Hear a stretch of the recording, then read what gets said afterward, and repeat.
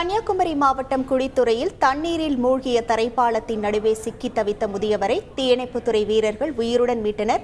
கூடுதல் தகவல்களோடு இணைகிறார் நமது செய்தியாளர் ராஜேந்திர பிரசாத். வணக்கம் ராஜேந்திர பிரசாத்.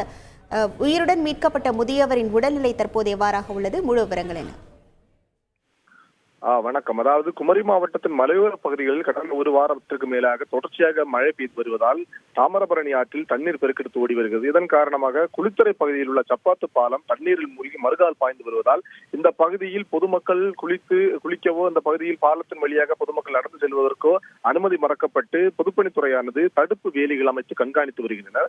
இதனையும் மீறி ஒரு சில நபர்கள் இந்த பாலத்தின் மேற்பகுதி வழியாக நடந்து செல்வது வழக்கமாக கொண்டுள்ளனர். இதனை காவல்துறையினர் கண்டித்து வரும் நிலையில் இன்று மதிய வேளையில் அந்த தேங்காய்பட்டினம் பகுதியை சேர்ந்த சிங்காரராஜன் என்ற முதியவர் வெட்டுமணியிலிருந்து குளித்துறை செல்வதற்காக வேண்டி இந்த பாலத்தின்